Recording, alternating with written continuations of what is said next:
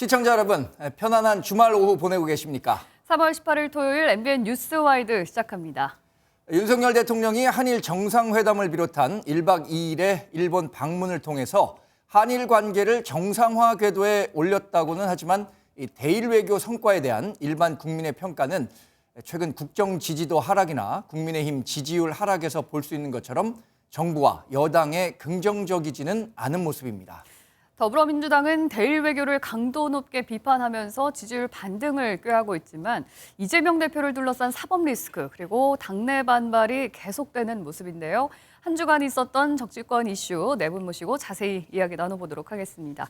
김용남 전 국회의원, 차재원 부산가톨릭대 특임교수, 한민수 더불어민주당 대변인, 최수영 전 대통령직 인수위 전문위원과 함께합니다. 어서 오세요. 네, 안녕하세요.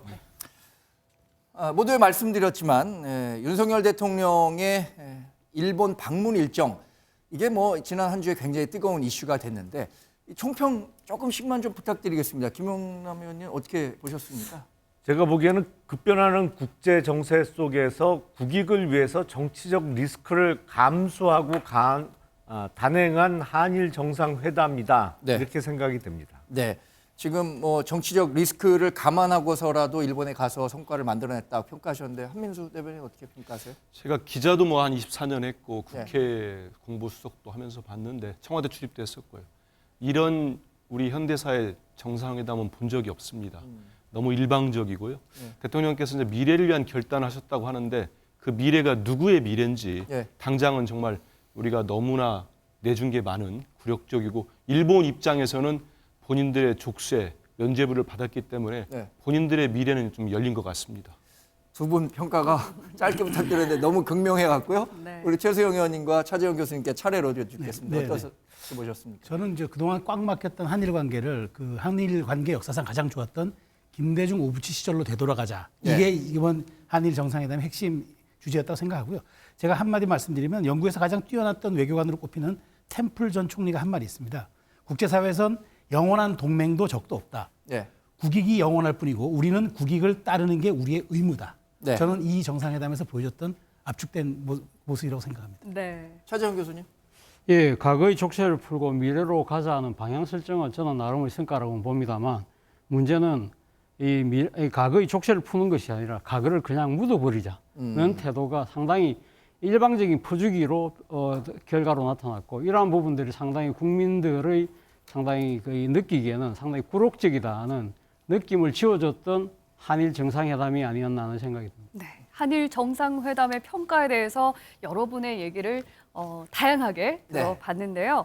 그 내용이 어땠는지 좀 하나씩 구체적으로 살펴보도록 하겠습니다. 먼저 영상 보시고 이어가 보죠. 양국 정부가 긴밀히 소통하고 머리를 맞댄 결과 우리 정부의 강제징용 해법 발표를 계기로 양국이 미래지향적 발전 방향을 이제부터 본격적으로 논의할 수 있는 토대가 마련됐다고 평가하였습니다. 韓国政府は旧朝鮮半島出身労働者問題に関する措置を発表しました。その際に日本政府は1998年10月に発表した日韓共同宣言を含め歴史認識に関する歴代内閣の立場を全体として引き継いでいることを確認いたしました。立ち止まってお待ちください。よろしくお願いします。立ち止まってお待ちください。よろしくお願いいたします。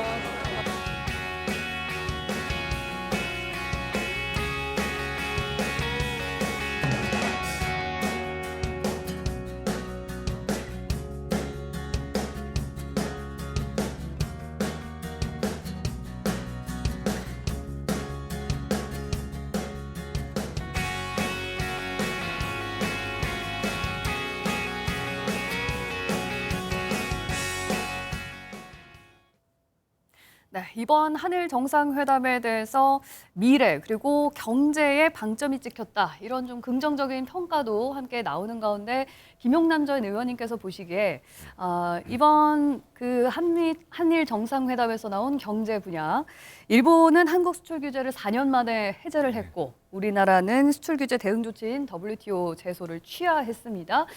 이 부분은 어떻게 좀 평가를 하면 좋을까요? 이게 이제 1991년 소련이 해체된 이후에는 세계 모든 경제가 효율성으로 돌아갔거든요. 네. 그러니까 과거의 동서 간의 대립이 없어지면서 보다 싼 물건, 좋은 물건을 찾아서 뭐 그게 중국이 됐던 러시아, 뭐 미국 어디라도 이렇게 서로 교역을 확대하는 그 30년을 보냈습니다만 최근에는 상황이 달라졌어요. 사실은 미국에서 중국을 견제하기 위해서 반도체 관련해서 많은 규제를 하고 있고 뭐 2차 전지 배터리도 미국에서 생산한 것을 쓰라고 하고 있고 그러니까 예. 경제 문제에 정치나 외교가 개입하면서 비효율성이 점점 불어나고 있습니다, 지금. 네. 근데 이 상황에서 지금 한일 간의 과거 역사 문제로 인해서 비효율이 그동안 쌓여왔던 것이죠. 이게 예. 대표적인 게 수출 규제 그리고 우리가 그거에 대응한 WTO 제소. 그래서 어떤 측면에서는 일본에서 싸고 품질 좋은 물건을 수입해다가 우리가 사용하면은 더 경제적으로 효율적일 수 있는데 이거는 이제 먼 나라에서 수입을 한다든지 수입선을 바꿔야 된다든지 이런 문제가 있었던 것이죠. 그래서 네. 이미 지금 세계 정세 속에 경제 문제에 있어서 비효율성이 늘어나고 있는데 한일 간에도 비효율성을 더 이상 지속하기는 어렵다라는 판단이 있었던 것이고요. 그러니까 이런 문제에 있어서는 경제적 효율성을 적어도 같은 진영 내에서는 없애자는 그런 기본적인 생각이 있었던 것으로 생각이 됩니다. 네. 네, 경제적인 효율성 측면에서 성과가 있었다라고 평가를 해주셨는데 한편에서는 지금 이 수출 규제 대상이 반도체 핵심 소재 3종이잖아요. 따지고 보면 사실 이게 대부분 이제 국산화를 해서 수출 의존도를 수입 의존도를 줄였기 때문에 사실상 그렇게 실효성이 없는 것 아니냐라는 평가들도 나오고 있습니다. 저는 일단 그 평가에 동의를 합니다. 저희 뭐 자료를 좀 누구나 찾을 수 있는 자료니까요. 우리 국민 모두 찾아보면은 고순도 불화수소. 네. 그때 우리 언론에서 이거 안 들으면 우리 반도체 업체들 큰일 난다고 정말 난리 났었죠. 당시 지금의 국민의힘의 전신인 정당도 그렇고 했는데 당시 수출 규제할 때 2018년이 41.9%였어요. 네. 우리가 그 의존도가. 네. 근데 지금은 7.7입니다. 2022년 7.7. 다른 분야들도 많이 줄어서 역시 저력의 우리 민족, 우리 한국 기업들입니다. 그래서 수출선, 수입선 다변화도 했고 소부장 당시 펀드까지 만들어서 우리가 얼마나 정부에서 지원도 했습니까? 네. 그래서 많이 의존도를 낮추고 했는데 그러다 보니까 지금 우리 앵커 말씀하신 대로 많은 국민들이 도대체 우리가 지금 일본에 그렇게까지 이렇게 목매여가지고 할 필요가 정말 경제적으로 있는 것인가? 정말로 과거사 문제를 이렇게까지 일방적으로 묻어버리고 덮어주고 면죄부를 줄 만큼 우리 경제가 이렇게 어렵나? 예. 경제 상황 어려운 거 말고요. 일본에 대해서. 일본 대일 적자는 계속 늘어나고 있습니다. 네. 더 늘어나고 있어요. 이런 상황에서 우리 정부가 그나마 우리 기업들이 원하는 화이트리스트, 백색 목록 이번에 또 제외됐어요. 수출 절차 간소화 혜택 국가죠. 예, 그거는 또 일본에서 한마디로 얘기하면 한국 하는 거 보자. 아직 정해진 게 없다라고 그렇습니다. 얘기했습니다. 수출 규제 그것도 한일 대통령과 총리가 발표를 했는데 네. 또 일본 언론을 보니까 경제산업성 장관은 예. 그거 해제한 거 아니라고 또 입장을 발표를 했어요.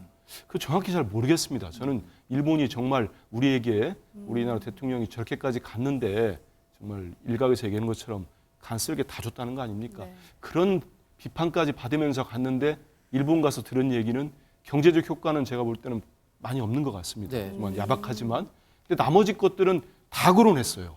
일본군 위안부 문제, 소녀상 문제, 독도 문제도 거론했다고 지금 보도가 나오잖아요. 대통령실에서는 뭐 그런 일이 없다라고 일단 일축하긴 했습니다만. 하나하나 짚어가면 그러면서 대통령실에서 바로 일본 언론을 네. 고발했으면 좋겠습니다. 우리 대한민국 언론사 기자들은 그냥 고발하잖아요. 이거는 중대한 사안입니다. 예. 한일 관계에서 독도를 거론했는데 우리 대통령이 아무 말도 안 했다? 저는 그건 정말 너무 굴욕적이기 네, 그 때문에. 부분은 이제 또 예. 사실관계를 확인해야 그럼요. 저는 한다라는 우리 대통령실의 입장이니까요. 입장을 믿어요. 네. 믿는데 그렇다면 일본 관료가 말을 잘못했거나 일본 언론이 허위 보도를 한 거 아닙니까? 그건 저는 정확하게 고발 조치하고 따져봐야 된다. 따져봐야 된다 봅니다. 좀 대통령실이나 국민의힘은 이번 한일 정상회담과 관련해 갖고 이제 지금 김영남 의원 얘기한 것처럼 이 국제 경제 질서의 재편뿐만 아니라 또 한미일과 북중러로 연결되는 이 대립되는 어떤 국가 안보적인 측면에서도 일본을 적극적으로 포용하고 끌어들이지 않으면 이 한미일 안보 협력 체제가 제대로 작동하기 어렵다라는 어떤 절박감 때문에 이렇게 조금 뭐 과거사를 희생하면서까지 접근한 거 아니냐 이렇게 평가를 하고 있어요.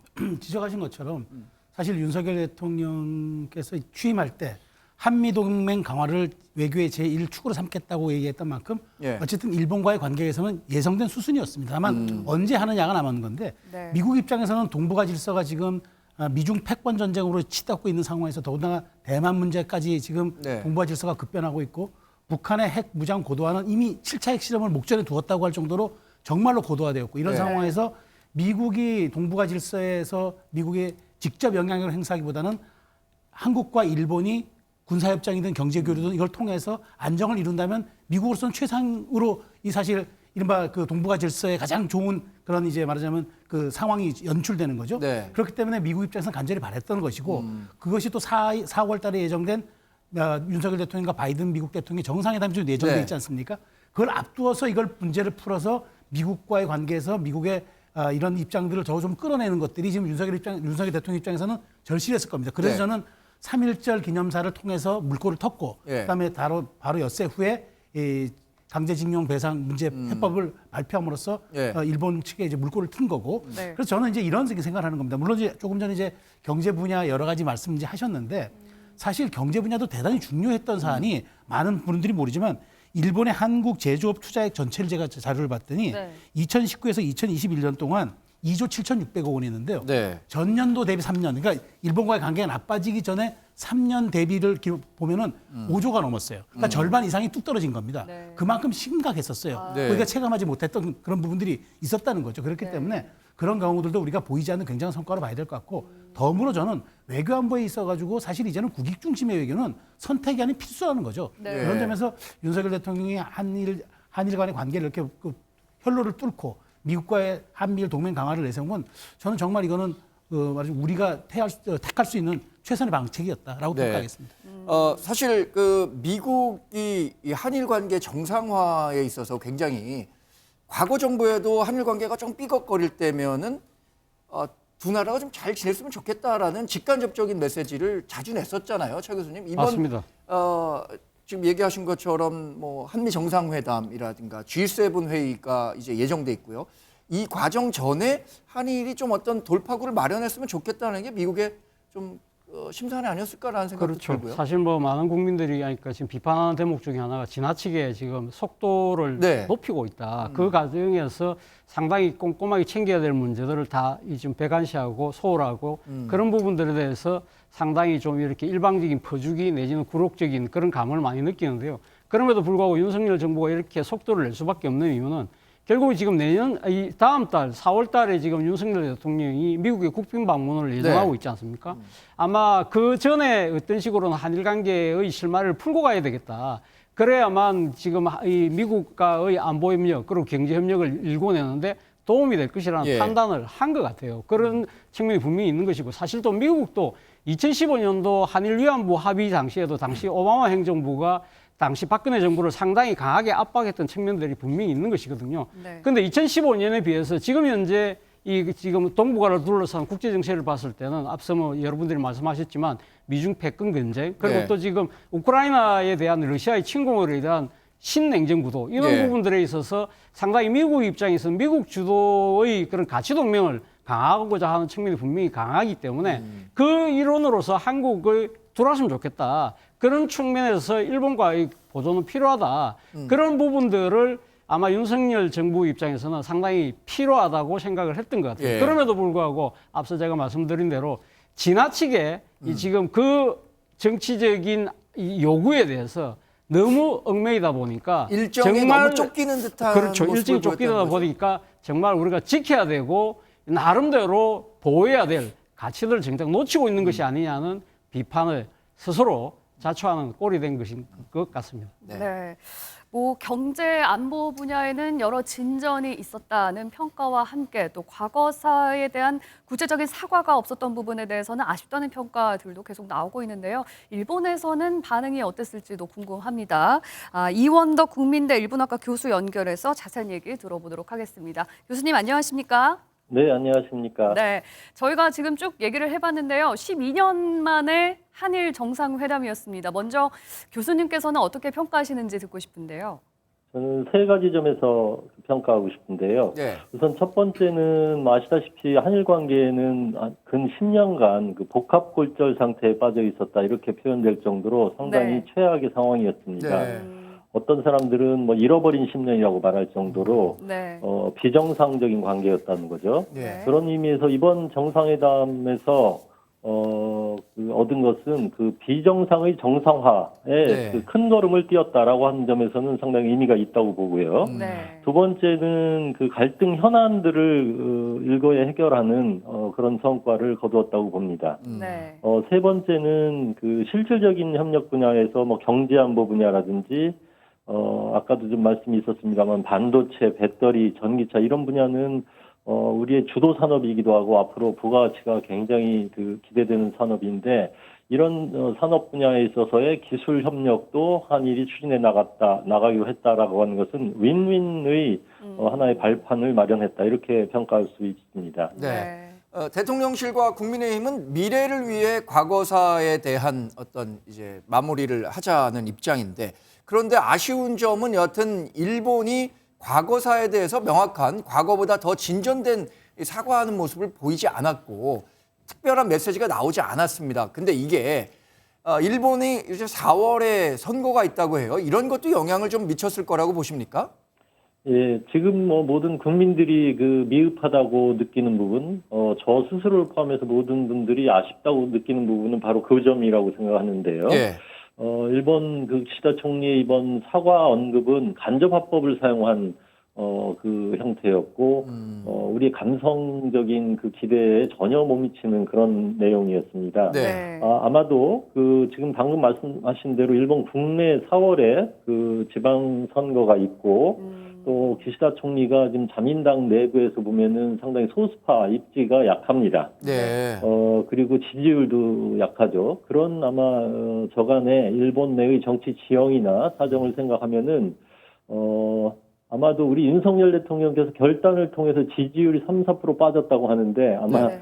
기시다도 그런 그 진전된 사과 표현을 하게 되면은 일본 내에서의 지지율이 떨어지는 그런 아마 메커니즘 속에 있다고 하는 점을 고려하면은 네. 좀 한계가 있었다고 봅니다. 네.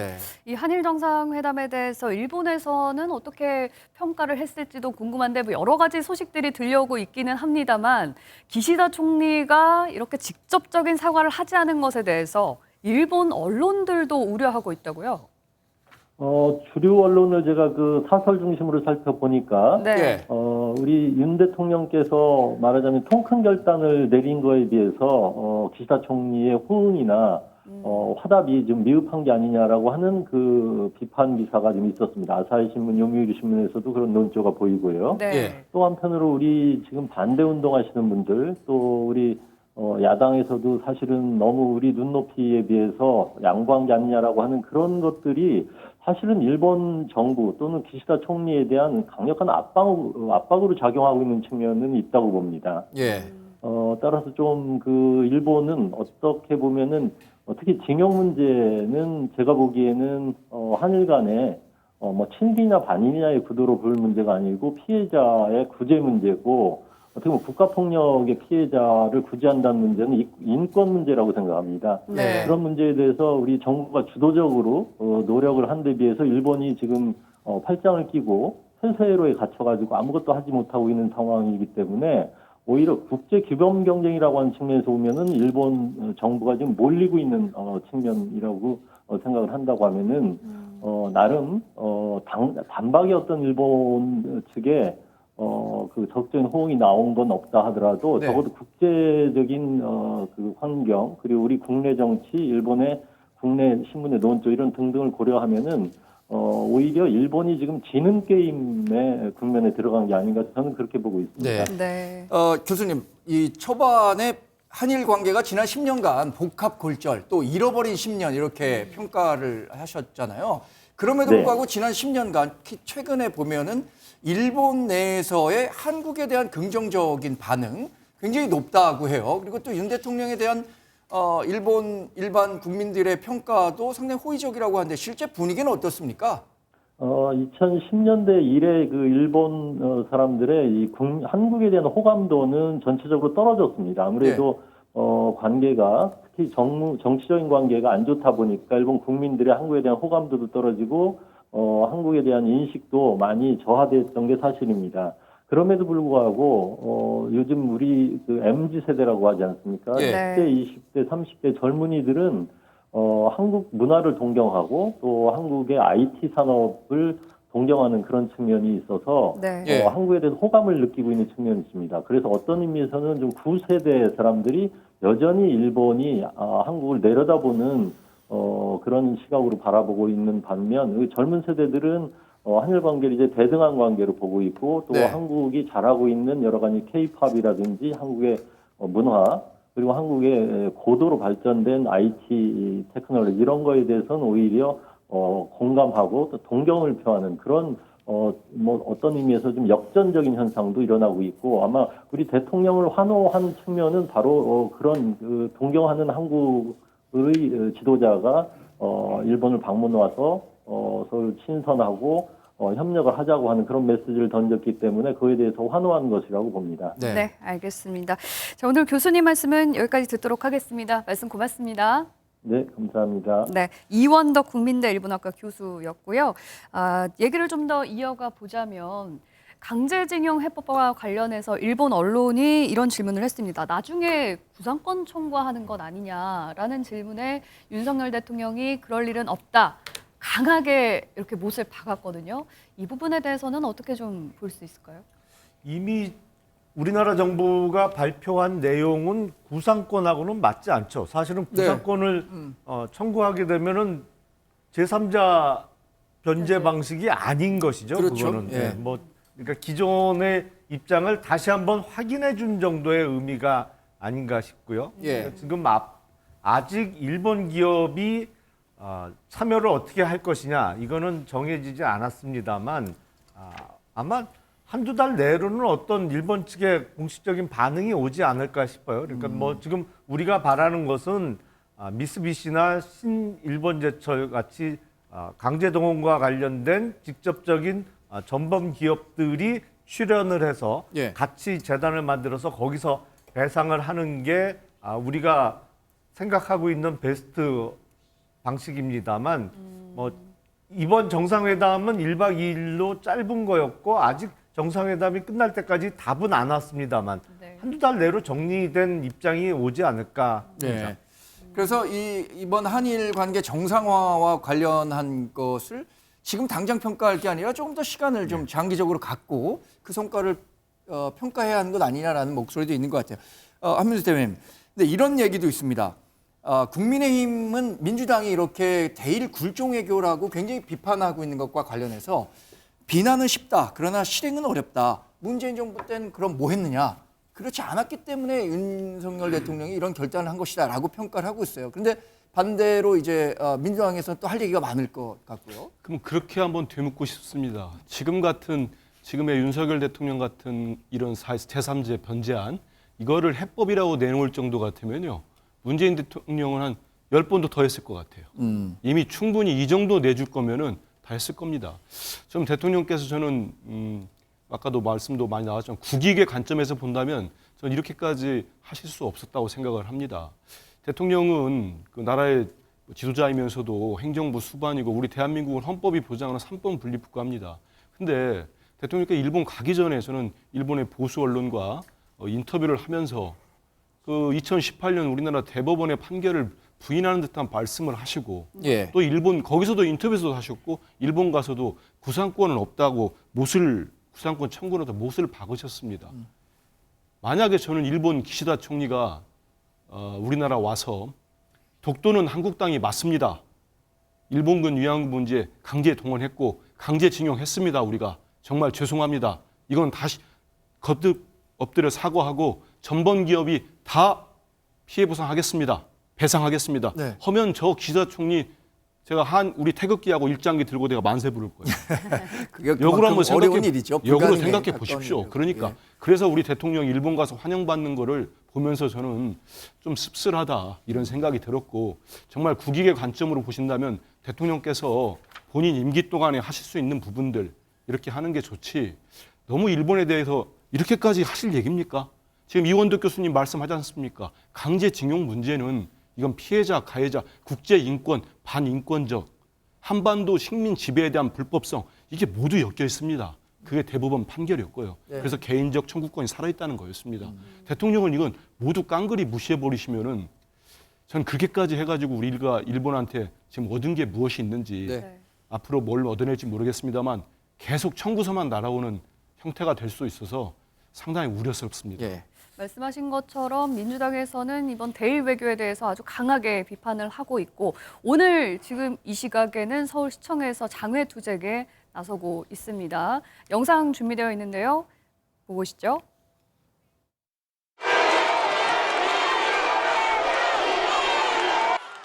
윤석열 정권이 국민의 뜻을 잘 따르고 있습니까? 강제 동원 배상안이 국민의 뜻에 부합합니까? 일본에 간 대통령이 국민의 뜻대로 행동했습니까, 여러분? 윤석열 정권이 끝내 일본 하수인의 길을 선택했습니다. 피해자들의 피눈물을 외면하고 국민의 자존심에 상처를 냈습니다. 네, 이번 한일 정상회담 이후에 나온 윤석열 대통령의 국정 지지율은 하락한 모습입니다. 그러니까 대통령실과 국민의힘은 이런 거 알면서도 한 거다 이렇게 얘기를 하고 있어요. 최수영 의원님, 네. 이런 리스크를 안고도 한일 관계 정상화에 나선 수밖에 없었던 대통령 입장도 있을 것 같아요. 그렇죠. 그러니까 뭐 대통령께서 그랬잖아요. 그 사실은 내가 지지율 모든 책임은 내가 지고 갈 테니까 야, 이건 이렇게 강제징용 해법 배상 문제는 가야 한다 이렇게 말씀하셨는데 저는 저것도 예상을 했을 겁니다. 그렇지만 네. 저는 이렇게 본 거죠. 지금 가장 엄중하고 중차대한 이 시기에 한미일 동맹 강화 그다음에 그 한일 관계 정상화라는 물꼬를 트면서 우리가 안보든 경제든 여기에서 그 당장의 지지율 손해는 있더라도 치고 나가서 네. 8월이든 뭐든 우리가 정말 정말 이러다가 어느 날 북한이 7차 핵실험을 했다. 한반도가 멘붕에 빠지지 않겠습니까? 그럴 때 한미일 동맹 강화라는 이른바 린치핀 중심축이 있으면은 좀 우리가 국민들이 받을 충격도 좀 덜하겠죠. 그래서 저는 대통령은 눈앞의 이익만 보고 정치라는 것이 아니라 국가의 지도자인 만큼 5년 그다음에 자기 임기가 아니더라도 10년까지 보는 그런 초석으로 가야지 눈앞의 임기에 눈앞에 어떤 그런 인기에 연연해가지고 저는 하는 건 옳지 못하고 저 문재인 정부 아까 말씀드렸지만 아무것도 하지 않은 건 쉬워요. 그렇지만 아무것도 하지 않음으로써 아무런 것도 또 발생하지 않겠죠. 그렇지만 그것은 나라를 위해서 그는 책임 있는 지도자가 하지 말아야 될 행동 아니겠습니까? 저는 지지율에 지금 조금 약간 지금 하락 추세가 나왔고 국민의힘도 연동돼서 조금 빠지는 것 있지만 저는 대통령의 저런 모습들이 진정성 있게 계속 국민들에게 소통되고 네. 그다음에 4월 한일 정상회담 5월 모든 게 끝났을 때는 좀 지지율의 그런 여러 가지 진정성과 그런 역사성이 반영되면서 좀 반대의 길로 가지 않을까 그렇게 생각합니다. 네, 차재영 교수님. 예, 뭐 저는 뭐 대통령 입장에서는 지금 한일 관계 개선이 필요하다는 엄중한 인식, 뭐 그런 부분들은 저는 충분히 평가할 수 있다고 예. 봅니다만 문제는 지금 강제동원 한일 강제동원과 관련된 지금 해법과 관련해서 대통령이 과연 왜 이런 결단을 했는지 자신의 직접 육성으로 국민들에게 과연 이야기한 적이 있는가라는 부분을 저는 묻고 싶다는 것이죠. 네. 아까 소통 모임 말씀 이야기를 하셨는데요. 상당히 이 지금 외교 정책의 엄청난 전환이잖아요. 이런 네. 부분들에 대해서 국민들이 상당히 의아해하고 이해하지 못하는 분들이 상당히 많다는 것이죠. 그런데 왜 대통령의 입장을 우리는 일본 언론을 통해서 알아야만 할까요? 이번에 지금 그 방일하기 직전에 요미우리하고 상당히 아마 긴 시간을 인터뷰한 것 같아요. 제가 듣기로는 요미우리가 8개면에 걸쳐서 이 인터뷰를 실었다고 하거든요. 그렇다고 한다면 지금 우리 국민들이 대통령이 육성으로 직접 들은 적이 물론 3.1절 기념사에 통해서 이야기했잖아. 그렇지만 거기에는 뭐가 있죠? 거기는 뭐가 빠졌냐면 질문이 빠져 있다는 거예요. 네. 질문에 그 질문은 누가 하느냐? 국민들이 궁금해하는 질문들은 결국 기자들이 할 수밖에 없잖아요. 네. 이제 그런데 지금 지난번 소위 말하는 도어 스태핑, 출근길 문답이 중단되고 난 뒤에 대통령이 지금 기자들하고 일문일답을 하고 있질 않습니다. 네. 기껏 지금 딱 한 번 해견했는데 그거 지금 특정 언론하고 딱 한 번 했잖아요. 네. 그리고 해마다 우리나라 일종의 뭐랄까요, 정치 문화라고 할 수 있는 대통령 신년 기자회견도 패싱해 버렸어요. 예. 그 모든 걸 다 패싱하고 이러한 외교 정책 전환을 갖고 가면서 내 뜻이 옳으니까 무조건 따르라는 식의 이러한 통치 방식이 제가 봤을 때는 국정 지지율을 발목을 잡는 또 다른 중요한 요소라는 겁니다. 네.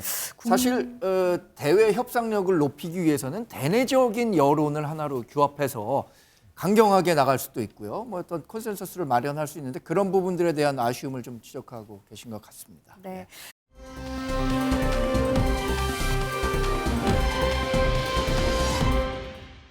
자, 이어서 다음 이슈로 넘어가 보도록 하겠습니다. 고 노무현 전 대통령의 수사 담당자였던 이인규 전 대검 중수부장이 회고록을 출간했는데요. 그 내용이 공개되면서 파장이 일고 있습니다. 먼저 준비된 영상 먼저 보고 오시겠습니다.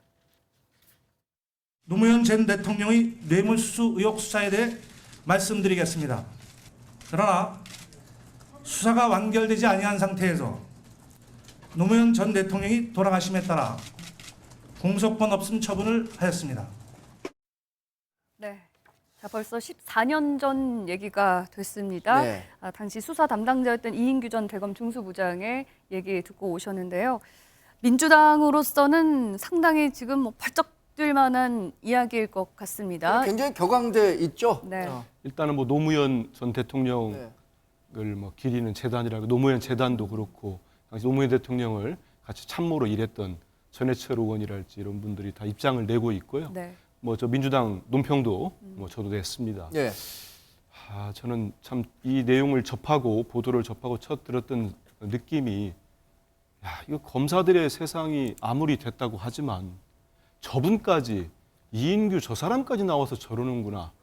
되게 저는 자괴감, 예. 모멸감도 들었다고 할까요? 일단 예. 어떤 내용인지 좀 잠깐 설명을 해드리자면 네. 그 회고록에 나와 있는 내용 중에 핵심 내용이 노무현 전 대통령의 뇌물수수 혐의는 사실이다. 그리고 당시 변호인이었던 문재인 전 대통령이 노 전 대통령을 방치해서 네. 서거에 이르게 됐다라고 이제 주장을 했습니다. 큰 핵심은 그겁니다. 지금 말씀하신 대로 노무현 전 대통령은 비리를 갖고 있었고 네. 예. 문재인 대통령은 제대로 무능했고 노무현 대통령의 죽음을 이용해 대통령이 됐다. 그 얘기더라고요. 저도 기사를 보니까. 예. 네. 근데 이거는 저는 일단은 우선적으로 아까 말씀하신 대로 이제 이분이 2017년에 문재인 정부가 들어서자마자 미국으로 도망가듯이 출국을 합니다. 예. 그리고 한 2년 남짓 하다가 2019년에 뭐 살짝 들어왔죠. 했는데 검사 후배인 윤석열 대통령 집권하고 검사들이 아마 세상의 중심이 됐다고 느낀 것 같아요. 갑자기 등장했는데 예. 한번 보시죠.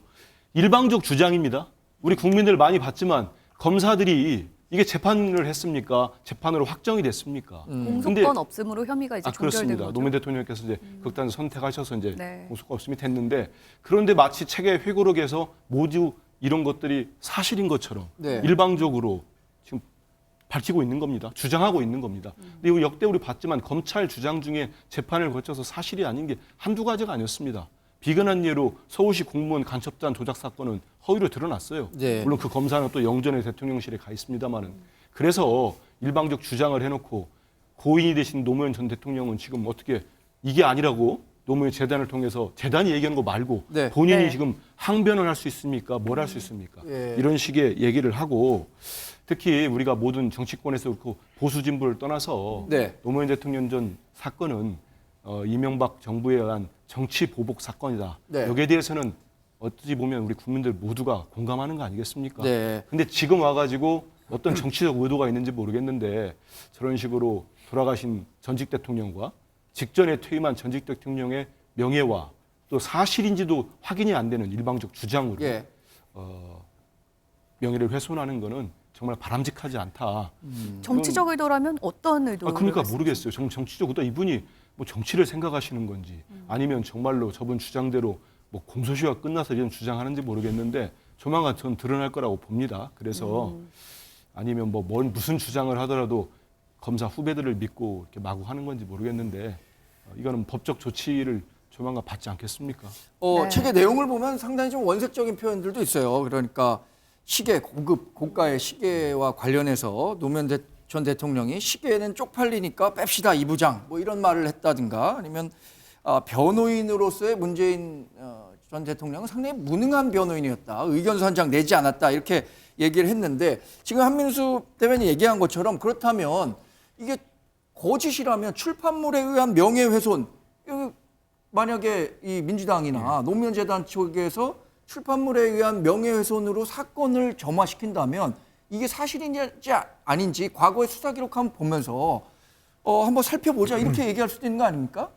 저는 이제 이인규 전 중수부장이 수사했던 사건과 관련해서 수사팀의 팀장으로서 예. 그걸 책으로 펴내는 게 과연 맞느냐, 적절하냐, 그건 저는 대단히 의문시하고 있습니다. 예. 적절하지 않아 보이는 측면이 있습니다만 다만 왜 이런 책을 내게 됐을까를 생각해 보면 네. 기존의 민주당의 저런 주장 때문인 것 같아요. 그러니까 검찰의 시계를 아예 받은 적이 없다든지 아니면 박연차 회장으로부터 받은 돈으로 미국에 집을 산 적이 없다. 새빨간 거짓말이다. 근데 수사했던 사람은 알잖아요. 그건 아닌데 예. 시계를 받았던 건 맞고 박연차 회장으로부터 받은 돈으로 저 미국의 맨하탄이 건너 보이는 그 뉴저지의 엣지워터라는 예. 마을이 있습니다. 도시가 있습니다. 거기 네. 집 산 거는 맞는데 왜 자꾸 그런 일이 없었다고 주장을 하느냐. 그런 취지에서 이런 책을 내게 된 것이 아닌가 싶어요. 만약에 민주당이 정말 그런 사실이 절대 없다. 그래서 출판물에 의한 허위사실 적시 명예훼손으로 고소를 네. 한다고 하면 예. 지금 대검에 영구 봉인돼 있습니다. 노무현 전 대통령과 관련한 수사 기록은 네. 영구히 이제 개봉하지 않는 거로 영구 봉인되어 있는데 그거를 개봉할 수도 있겠죠. 네. 개봉해서 정말 시계를 받은 적이 전혀 없었느냐 아니면 140만 불 미국 달러로 받은 적이 없느냐 따져볼 수 있겠죠. 네. 근데 그렇게 안 할 것 같은데요. 제 생각에는. 근데 이게 굉장히 정치적인 논란의 소지가 있는 이슈잖아요. 근데 이게 정치적 실익이 지금의 어떤 국민의힘이나 민주당에 이게 논란이 더 확산됐을 때 어떤 실익이 있을 거라고 보세요? 저는 양측 다 실익이 없죠. 사실은 네.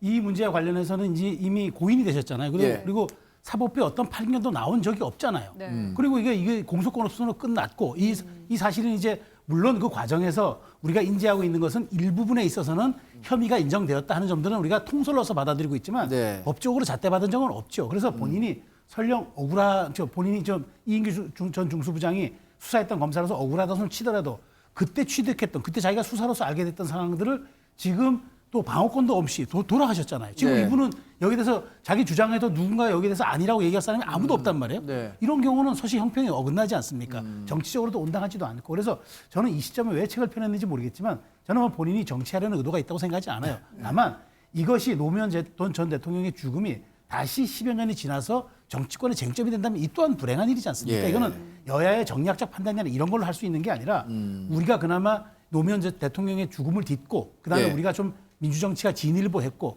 우리 사회가 그나마 갈등으로 좀 회복하는 그런 과정을 겪었던 일이 있었는데 다시 그 시절로 되돌아간다는 건 아무런 실익도 없는 거고 네. 지금 그렇지 않아도 극한 대치에 있는 이 여야 정쟁의 상황에서 저는 이인규 전 중수부장의 전 폭로는 매우 부적절했고 그다음에 네. 이런 일이 있다면 검사로서가 아니라 자신의 개인적인 어떤 회고록이라든지 이런 데서 아주 그것도 은밀하고 좀 우회적으로 표현했었어야지 이렇게 대놓고 하는 거는 저는 금도에 어긋났다고 생각합니다. 네.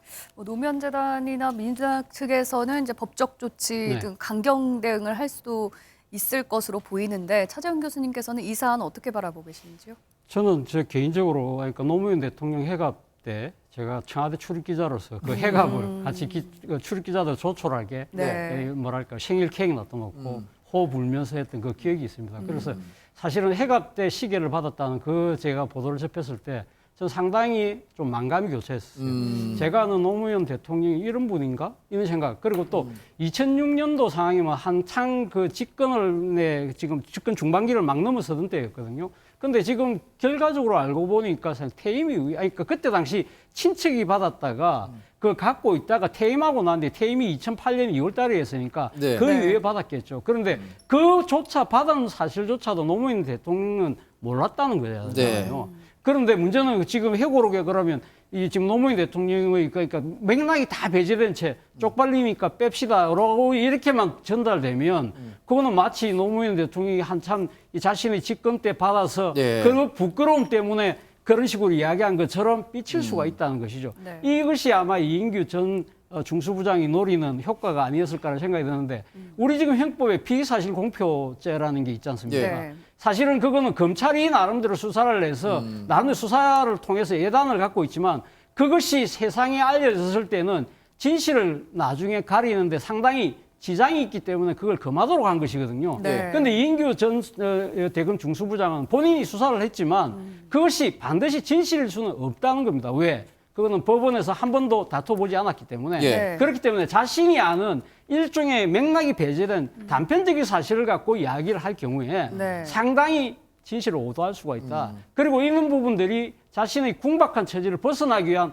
하나의 도구나 수단으로 사용된다고 한다면 이 부분에 대해서는 상당히 국민적 질타가 있지 않을까 하는 생각이 듭니다. 그러면은 지금 뭐 이인규 전 중수부장은 뭐 공소시효가 끝났기 때문에 지금 공개를 하는 거다라고 얘기를 했습니다만 왜 이 시점에 이렇게 정치적 파장을 불러올 것을 예상하지 않을 수 없었을 텐데 공개를 했을 거라고 생각하세요? 제가 봤을 때는 본인이 아마 지금 그 중수부장 퇴임 이후에도 뭐 일부 법무법인에 몸을 담고 있었다가 사실은 이 사안이 불거지는 바람에 네. 예. 결국 도피 아닌 도피로 미국을 떠났었잖아요. 그리고 네. 그 또 돌아오고 난 뒤에도 제대로 된 아마 변호사 업무를 제대로 못하고 있었을 거예요. 그리고 이러한 부분들에 대해서 지금 사실은 내가 노무현 전 대통령을 죽인 것이 아니라 이 지금 책 부제가 그거잖아요. 그렇죠. 네. 노무현 전 대통령 누가 죽였냐. 결국 죽인 사람은 그러니까 노무현 일가들의 부정부패 그리고 또 그걸 제대로 변해 못한 문재인 당시 변호사의 잘못이고 나는 잘못 없다. 그렇기 네. 때문에 나는 이제 사회의 일원으로서 복귀하겠다는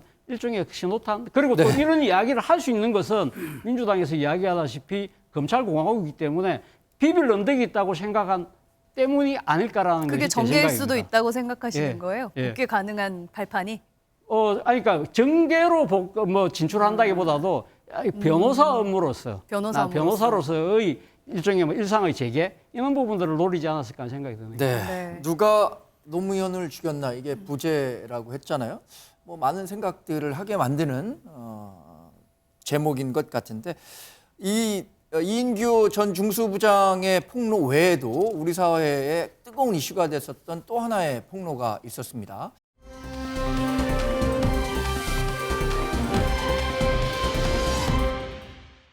전두환 씨의 손자죠. 전우원 씨가 미국에 지금 거주하고 있는데 가족 또 전두환 씨 비자금과 관련한 여러 이야기들을 쏟아내서 과연 그 의도는 어떤 것인지 또 이렇게 제기된 의혹들이 과연 사실인지 이 부분에 대한 관심도 높아지고 있습니다. 준비된 영상 보시고 이야기 이어가겠습니다. 미국에 와서 또 숨겨져 있는 비자금을 사용해서 겉으로는 선한 척하고 뒤에 가서는 계속 악마의 짓을 못하도록 일단 엄마가 결혼 위자료로 받은 돈이 비자금입니다. 그 돈을 정당한 방법으로 받았다면 그냥 은행에서 뺏어 쓸 수 있어야 되는데 항상 지인분들을 통해서 채권인가 아니면 수표 같은 것을 현금으로 바꿔서 돈 세탁을 해서 썼습니다.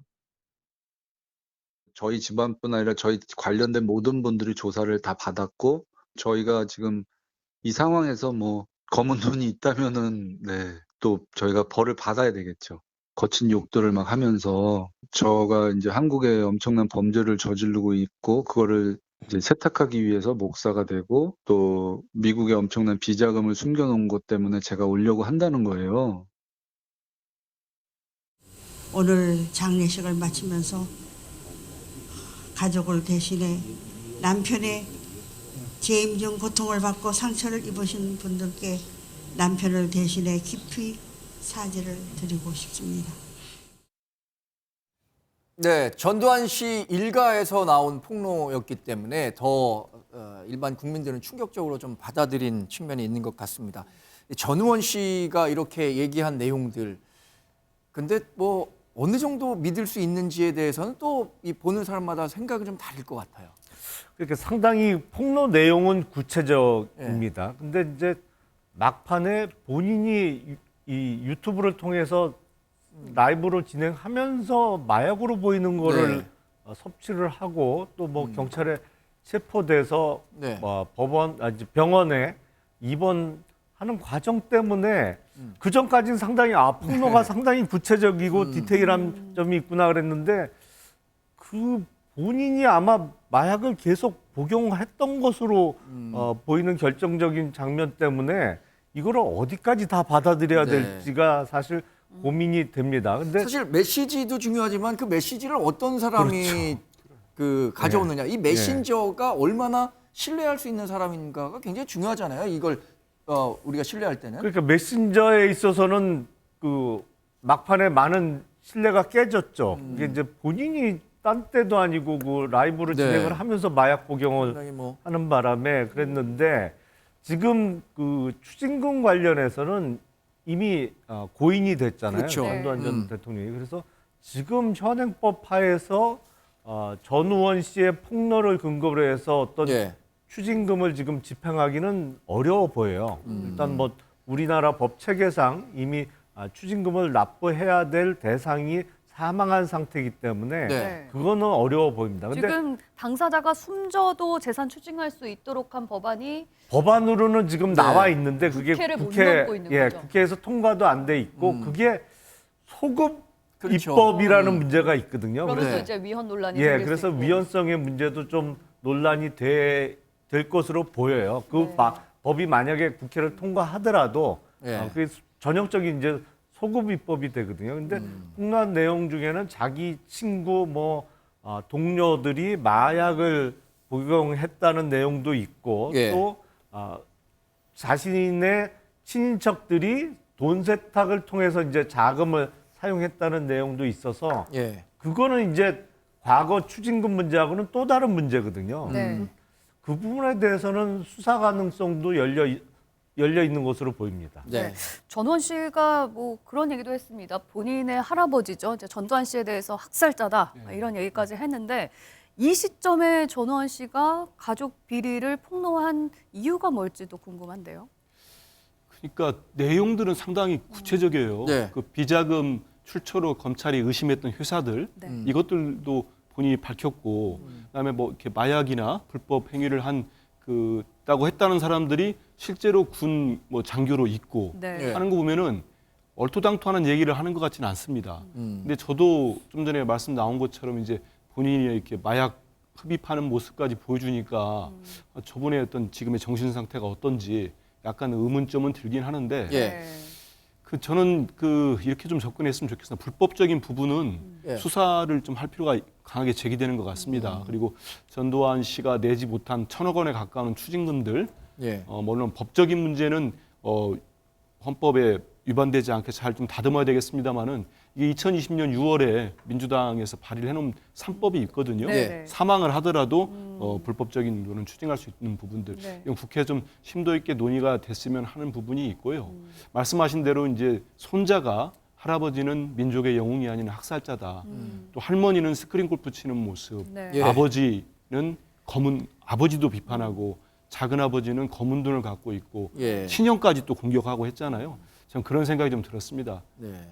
전두환 씨가 만약에 광주 민주화운동 같은 우리 국민을 학살하는 일을 안 했다면은 저런 손자로부터 저런 말도 듣지 않았겠죠. 하지만 그 이후에라도 퇴임 이후에라도 우리 국민들과 광주 시민들한테 진정한 사과를 하고 그에 합당한 벌을 받았다면 사자가 돼서도 손자한테 저렇게까지 학살자라는 또 비판을 받았을까 이런 생각을 들어서 이렇게 국민을 학살하고 숨지게 한 독재자는 나중에 숨져도 말로가 가족도 그렇고 좋지 않구나 이런 생각을 또 하게 됩니다. 네. 네. 그러니까 결자해지라는 측면에서 상당히 지금 한 대변인 얘기한 것처럼 전두환 씨가 정말 사망하기 전에 이런 어떤 역사와 뭐 우리 국가와 국민 앞에 조금 사죄하는 모습을 보였더라면 이렇게 박한 평가는 전두환 씨가 받지 않아도 될 것 같다라는 평가를 한 분들도 있어요. 그런데 이 얘기를 들어보면 지금 가족 문제는 정말 어디에서도 어쩔 수 없는 문제인 것 같아요. 이 가족 내의 문제가 이 폭로의 계기가 된 건 아닐까요? 어떻게 예상하세요? 저는 사실 뭐 제가 뭐 조심스럽게 추론합니다만은 전우원 씨가 보면은 굉장히 불행한 가족사가 있더라고요. 모친이 이제 사실 이혼을 당하면서 이제 암 투병을 또 했었고 그런 과정을 본인이 또 예민한 청소년이니까 다 지켜보지 않았겠습니까? 또 어머니와의 이혼 수속이 제대로 안 된 상태에서 지금 세 번째 부인과 미국으로 가서 다시 살았고 그런 이런 과정들이 예민한 감수성의 청소년기를 가진 그 자녀에게는 굉장히 충격이었을 것 같아요. 그리고 어머니의 아픔이 또 본인의 아픔처럼 느껴졌을 테고 그런 것들도 저는 상당 부분 사실 전우원 씨에게 폭로에 작용했으리라고 보지만 지금 조금 전에 말씀하신 것처럼 저는 전두환 씨가 돌아가면서 저는 사실 노태우 전 대통령처럼 자식을 통한 사과라든지 그다음에 추징금을 다 완납하는 그런 어떤 공적인 책임감을 보이든지 그다음에 국민과 역사 앞에 좀 그런 죄송한 감정을 드러내든지 이랬으면은 최소한 손자가 비판하더라도 어느 정도 또 손자가 조금 말하자면은 너무 과도하게 가족사를 끄집어내는 것 아니야 너무 민감한 치부까지 드러낸 건 아니야라고 얘기할 수 있겠으나 그러지 않았기 때문에 저 손자가 비록 그렇게 약을 투여하는 모습을 보이는 상태에서 이걸 공개를 했더라도 많은 국민들이 동감해하고 또 분노를 가져오는 이유들이 바로 거기에 있지 않았냐. 그래서 공적인 삶을 살았던 사람들은 마지막까지 공적이어야 합니다. 저는 그것이 시사하는 바가 크다고 생각합니다. 지금 이제 언급을 해주셨으니까요. 군사 쿠데타로 정권을 잡은 또 다른 전직 대통령이 있죠. 노태우 전 대통령의 아들 노재헌 씨의 요즘 행보도 굉장히 주목을 받고 있습니다. 준비된 영상 보고 이야기 이어가겠습니다. 특히 5.18 희생자에 대한 가슴 아픈 부분이나 여러 가지 일들에 대해서 본인의 책임 또 본인의 과오가 있었다면 너그럽게 용서해 주시고.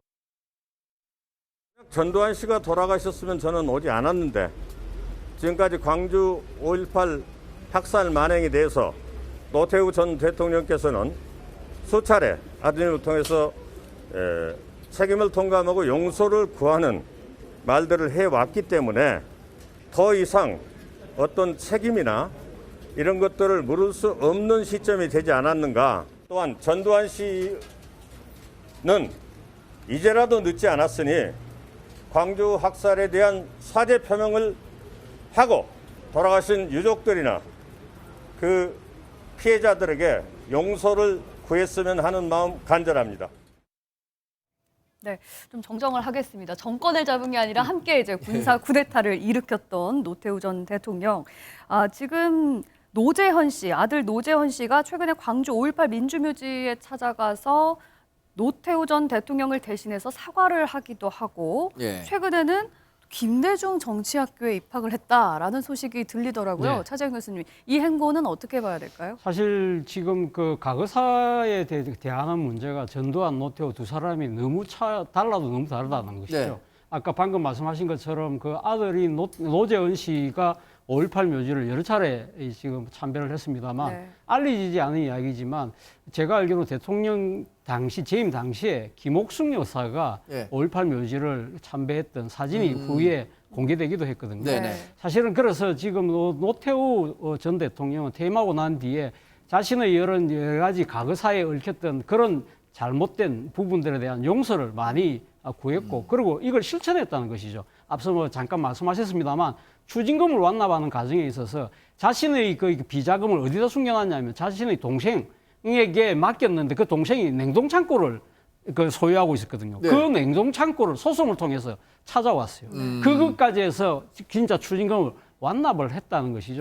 그러한 부분들이 아마 지금 아들의 행보에도 영향을 상당히 미치고 있는 것이 아닐까 하는 생각이 들고 결국 이 과거사에 대한 두 사람의 다른 처지가 지금 두 분 다 돌아가셨지만 지금 유골이 서로 극단적으로 다른 위치에 있다는 거예요. 그러니까 노태우 전 대통령의 유골은 파주에 있는 공원에서 안장이 돼서 거기 국가보존묘지로 지금 돼 있습니다. 그런데 전두환 전 대통령의 유골은 결국 매장할 때를 찾지를 못해서 네. 제가 알기로는 지금 연희동 집에 그대로 있는 걸로 알고 네. 있습니다. 이 극명한 차이를 두 사람의 반성에서의 태도의 차이에서 비롯된 것이 아닐까 생각이 듭니다. 많은 면에서 비교가 되고 있는 것 같은데 일각에서는 이 노재현 씨의 행보를 두고 이거 정계 입문의 발판이 아니냐라는 해석도 있습니다. 어떻게 생각하십니까? 그러니까 저는 그런 한간에 약간 저 얘기들이 나올 수 있는 이유가 노재현 씨가 사실 지난 대통령직 인수위 국민통합위원회 자문위원으로 들어왔고 최근 2주 전에 말이죠. 통일부 산하 통일미래기획위원회라는 예. 자문기구가 있는데 거기에 또 위원으로 이촉이 됐어요.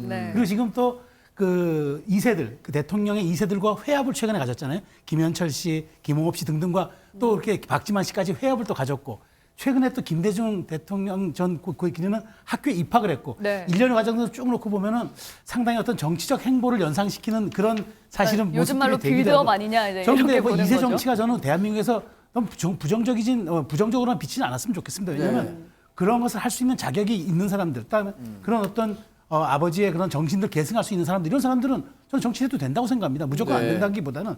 그래서 저는 오히려 이런 것들이 순기능적으로 잘 평가받고 그리고 노재현 씨가 그렇게 사회에 대해서 그렇게 통렬한 방향성과 지속적인 진성성 있는 사과를 높이 하면서 아버지의 유업을 계승하려 한다면 아버지가 북방 정책을 했으면 아들은 또 통일 정책을 가져올 수 있는 거 아니겠습니까? 저는 그런 측면에서 관심 있게 좀 지켜봅니다만은 반드시 더 정치를 한다 이렇게 좀 단정짓기는 좀 애매한 측면도 있습니다. 인생은 공술의 공수거라고 했는데 떠난 자리가 얼마나 아름다운지가 그 사람은 뭐 우리 삶을 살면 뭐 100년도 못 사는데 1000년 후의 역사적 평가가 좀 두려웠다면 이 떠난 모습을 조금 더 아름답게 했다라면 어땠을까라는 아쉬움이 두고두고 남는 대목이죠. 네.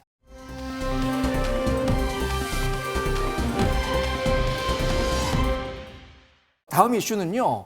이재명 민주당 대표의 법원 출석 장면을 통해서 최근의 민주당 상황까지 살펴보도록 하겠습니다.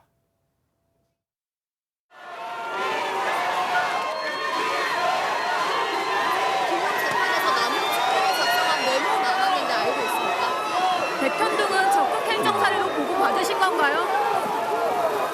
김문기 씨가 커트를 김문희 차장이 직접 SBS한테 사전 질문제를 안 받으셨다는 입장이십니까? 두 번째 공판 마쳤습니다. 심경 어떠세요? 검찰 의견 많이 나오는데 여기에 대해서 좀 한 말씀만 부탁드리겠습니다. 기자들 많이 와 있는데 하실 말씀 따로 없으세요? 네, 감사합니다. 네, 한 대변인 이번 법원 출석할 때도 이재명 대표가 굉장히 뭐 특별한 언급 없이 법원에서 이제 필요한 말씀들을 하신 것 같은데 앞으로의 이 법원 출석 일정 이런 것들을 고려했을 때 이재명 대표가 갖고 있는 생각들은 어떻게 읽어볼 수 있을까요?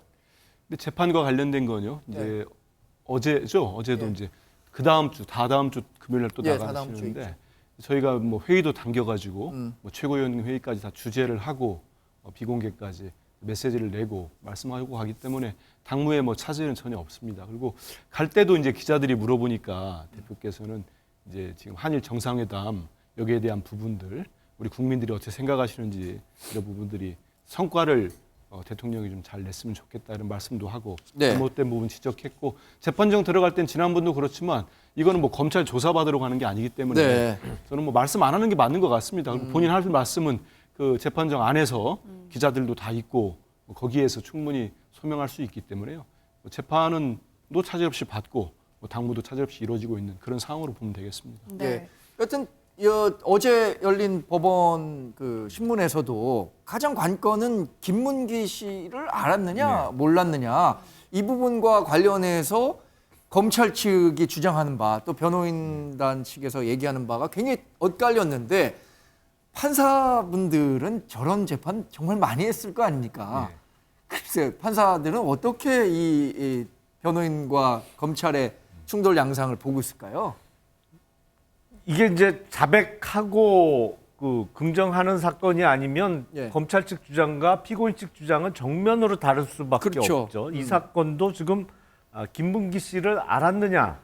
지금 이재명 대표 측의 설명은 그 같이 출장을 갔어도 눈도 안 마주쳤다는 거잖아요. 네. 근데 객관적인 사실을 보면 한 10여 명 정도가 열흘 정도 호주, 뉴질랜드 출장을 같이 다녀왔는데 네. 열흘 내내 같은 일행끼리 눈도 안 마주쳤다. 네. 조금 받아들이기는 쉽지 않아 보입니다. 그리고 지금 골프를 치면서 이게 외국 골프장 가면 왜 2명이 타는 네. 골프 카트가 많은데 네. 지금 유동규 씨 주장에 의하면 이재명 당시 성남시장이 김문기 씨하고 같은 카트에 탔다는 거잖아요. 그러면서 네. 그 카트 운전을 김문기 씨가 했다는 것인데 그러면 과연 몰랐다는 이재명 대표의 주장을 법원이 그대로 받아들이기는 쉽지 않아 보입니다만 어쨌든 뭐 증거 판단은 법원이 할 일이니까요. 판사는 3명이잖아요. 예, 예. 근데 이 국민참여재판, 물론 이건 국민참여재판의 대상은 아니죠. 아니겠지만 국민참여재판을 통해서 많은 배심원들이 이걸 판단했다면 어떻게 생각했을까 궁금해집니다. 저는. 뭐 국민참여재판은 뭐 특별할 건 없고 네. 상식적인 상식적인 선에서 게, 판단을 네. 하겠죠. 그러니까 보통 그렇게 되면 사실 인정 여부는 국민참여재판을 통해서 인정을 하고 그리고 형량이나 양형은 재판부가 정하게 됩니다. 물론 이 사건은 국민참여재판으로 진행되는 것은 네. 아니라서 그렇죠. 네. 재판장과 양쪽의 배석 판사 이제 3인이 사건 심리를 종결한 이후에 서로 합의를 하죠. 네. 이 부분에 대해서 이게 증거 판단을 어떻게 할 거냐. 그러면 유무죄에 관한 합의도 하고 또 형량에 대한 합의도 하겠습니다. 근데 이 선거법 위반 사건이라 원래 2달 이내에 선고를 하도록 그렇죠. 되어 있거든요. 그러니까 아마 4월 안으로는 선고 결과가 나올 것 같아요. 선고기일이 지정이 될 것으로 보이는데 문제는 이게 만약에 당선 무효형이 선고가 되고 그게 확정이 된다. 그럼 대략 430억 정도를 환급받았던 그 대선 그 지원금 그거를 다시 내놔야 되거든요. 민주당으로서는 당 대표의 정치적인 운명뿐만 아니라 당의 어떤 생존까지 걸려 있는 재판이라고 보입니다. 네. 이렇게 이재명 대표는 거의 2주마다 법원에 출석을 하고 있는 상황 속에서 사법 리스트가 커지다 보니까 민주당 내에서는 계속 거취를 둘러싼 논란이 사그라들지 않고 있는 모습입니다. 여기에 대해서 이재명 대표는 어떤 생각을 하고 있을지 궁금한데요. 오영환 더불어민주당 원내대변인이 한 얘기가 있습니다. 듣고 오시죠. 총선 승리를 위해서는 어떤 일도 해낼 수 있다, 어떤 일도 할 수 있다는 이런 취지의 이 총선 승리를 위한 역할에 대한 말씀도 하셨고요. 네, 최선을 다하겠다. 총선 때까지 이런 얘기를 했다고 이제 전해지고 있습니다. 민주당에서는 지금 이재명 대표의 질서 있는 퇴진론 이런 얘기가 나오고 있는데 이게 어떤 얘기인가 보니까 올해 연말쯤에 이재명 대표가 스스로 대표직에서 물러나고 비대위 체제로 총선을 치르자 지금 이런 방안이 나오고 있는데 이유가 뭐라고 보시는지요? 아무래도 지금 이재명 대표의 간판으로 총선을 치르기가 상당히 민주당에게는 불리하다는 당내의 분위기를 반영한 측면이 아닐까 하는 생각이 드는데요. 그러면 지금 바로 퇴진을 하면 되는 거 아니겠습니까? 나름대로 지금 현재 그러니까 지금 내년 4월 총선까지 상당한 시간이 있잖아요. 그 안에 상당한 또 이 정치적인 변수들이 많기 때문에 일단 그 연말까지 이재명 당대표가 당권을 가진 채 갖고 가면서 나중에 이제 연말에 물러날 때 일종의 뭐랄까 물러나고 난 뒤에도 자신의 의중을 반영하기 위한 하나의 그 정치적 포석이 아니냐는 해석이 가능할 수 있다는 것이죠. 그런데 이러한 모습 자체는 2016년도 당시 그 당시의 새정치민주연합의 문재인 대표의 그런 선택하고도 좀 맞물려 있다는 뭐 이야기들을 합니다만 그때하고 저는 제가 생각했을 때는 상황이 다른 것 같아요. 그때 2015년 말 2016년 넘어가는 또 도중에는 새정치민주연합은 말 그대로 개파가 하나밖에 없었어요. 왜냐하면 2015년 연말쯤에 당시 동교동 그리고 안철수 의원이 탈당을 했거든요. 그렇기 때문에 당시 문재인 대표가 물러선다 하더라도 사실은 친문계가 있었기 때문에 그리고 문재인 대표가 물러난다 하더라도 상당히 당에 대한 영향력이 컸다는 것이죠. 그런데 지금 민주당은 지금 비명과 친명의 대립과 갈등이 지금 커지고 있는 상황이기 때문에 상당히 그때 당시하고 단일 대우를 형성하기가 쉽지 않다. 그리고 또 하나는 문재인 대표 같은 경우는 말 그대로 백척간두에 진일보하는 심정으로 이렇게 던지는 모습이 상당히 많이 이미지가 부각됐다고 한다면 이재명 당대표가 앞서 말씀하신 것처럼 12월 말까지 가가지고 물러날 경우에는 마지못해서 밀려나는 것처럼 삐칠 가능성이 높다는 거고, 또 세 번째는요. 당시 2016년도 비대위원장이 소위 말해 짜르로 불렸던 김종인 비대위원장이거든요. 네. 그러한 이 일종의 뭐랄까요, 관리자를 또 다른 관리자를 찾을 수 있을까? 네. 라는 부분들에 있어서 상당히 그때하고 조금 다를 수 있다는 아마 이런 전망도 나오는 것 같아요. 그러니까 지금 만약에 이재명 대표가 조기 퇴진을 하게 되면 또 다른 새로운 강성 친명계 주자가 또 나올 수 있기 때문에 이것 때문에 오히려 이제 민주당 내에서 비명계도 사실은 이재명 대표가 이렇게 빨리 퇴진하는 것은 바라지 않는다라는 얘기도 들려요. 별 얘기가 다 있어요. 어떤 얘기가 맞는 건가요? 제가 볼 때는 뭐 저는 아무튼 뭐 회의도 많이 들어가고 보면 네. 물론 뭐 그런 뭐 당대표 퇴진 얘기를 하시는 분이 없지는 않습니다. 네. 방송 나와서. 근데 저는 세 보면은 많지는 않더라고요. 여러 분은 아닌 것 같고 나오시는 분이 또 얘기하고 또 얘기하는데 네. 당내 분위기는 실제로 뭐 제가 정확히 뭐 다 모를 수도 있겠습니다만은 그렇지는 않은 것 같습니다. 왜냐하면 명분과 실리라는 게 필요해요. 우리 네. 뭐 앵커도 잘 아시지만, 근데 명분이라는 게 지금 당 대표가 지난 8월에 당대표가 될 때 지난해 77%가 넘게 됐는데 그러면 지금 문재인 대통령이 대표 시절에 그런 것처럼 분당 사태가 벌어져 가지고 특히 호남이라는 곳에서 민주당의 어떤 상징적이고 텃밭 아니겠습니까? 네. 네. 호남에서 당의 지지도가 정말 급락을 했습니다. 그 당시에는. 저도 기자 때 봤으니까 아는데. 하지만 지금 민주당 지지도나 이재명 대표에 대한 그 대선 후보로서의 지지도나 보면은 대선 후보 지지도도 부동이고 민주당 지지도도 이제 뭐 대통령의 최근 행보랄지 국민의힘의 전당대회 끝난 다음에는 컨벤션 효과가 사라진 다음에는 지금 한 조사에서는 뭐 한 50% 가까이 가는 47.7%까지 나왔습니다. 네. 그렇기 때문에 그 이른바 비명 쪽이라는 분들이 당대표에 대해서 퇴진을 요구할 명분이 없어요. 예. 그러다 보니까 무슨 뭐 당직 개편 이런 말씀들이 나오고 있는 거고, 실리도 우리 차 앵커 말씀하신 대로 이낙연 대표 시절에 당대표와 최고위원들을 트랙을 분리를 해놨습니다. 그렇기 때문에 지도부가 전체가 바뀌는 게 아니고 이 대표가 만약 그분들 말씀대로 퇴진할 이유가 생기더라도 네. 다시 전당대회를 하게 됩니다. 네. 네. 그럼 당원들이 선택하는 분이 또 되겠죠. 그 최고위원들이 유지가 되고.